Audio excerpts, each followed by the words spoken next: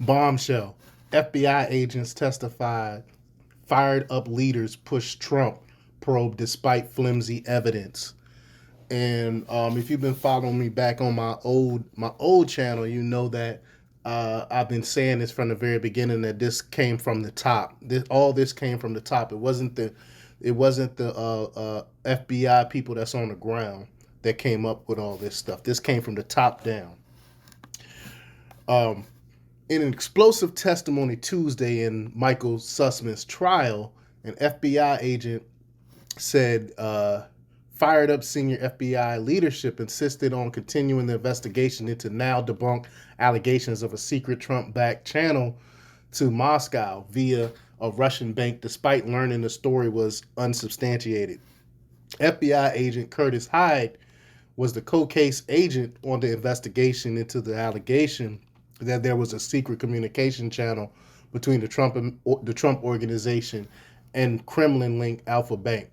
He testified on Tuesday in the Sussman trial that the borough told brass push for an investigation. I'm sorry, said that the borough's top brass pushed for the investigation. Sorry, I'm struggling today.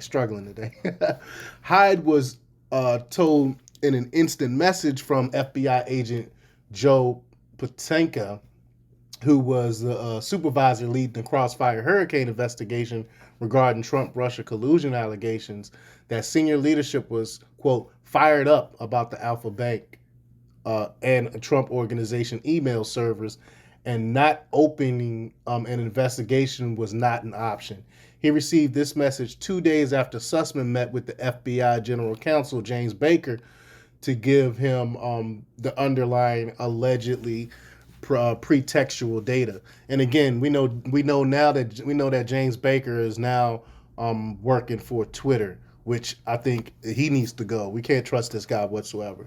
But Sussman, a 2016 Clinton campaign lawyer, is on trial for allegedly lying to the FBI in September 2016, meeting with James Baker by saying he was not representing any clients and sharing information purportedly substantiating a Trump organization back channel to the Kremlin through Alpha Bank.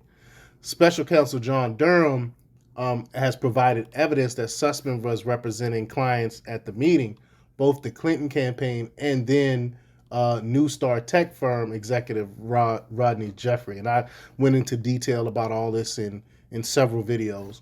But Hyde testified that he concluded the allegation was unsubstantiated based on the analysis by the FBI Cyber Division review of the internet data logs. Cybersecurity company Mandiant independent assessment corroborating the FBI's findings, discussions with Spectrum Health about the Tor, that's the Onion router, exit node, and his own training regarding previous Russian cyber investigations. By September 26, 2016, Hyde believed the allegation was a bunk report. So they knew this was fake. In an October 3rd email, he asked to interview the anonymous source who relayed the allegation because he believed the investigation was reaching a logical endpoint as the claims appeared unfounded. So they already knew this stuff wasn't true. Despite Hyde's supervisor agreeing with him, FBI agent Ryan Gaynor replied in an email chain that interviewing the author of the white paper regarding the internet data was being discussed at headquarters and to keep working on the data logs. Even though they knew this stuff wasn't real, they still wanted them to continue to work on it.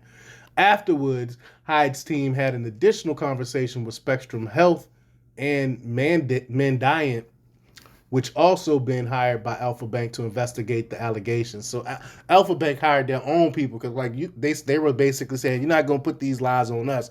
We're going to hire our own people to investigate this stuff.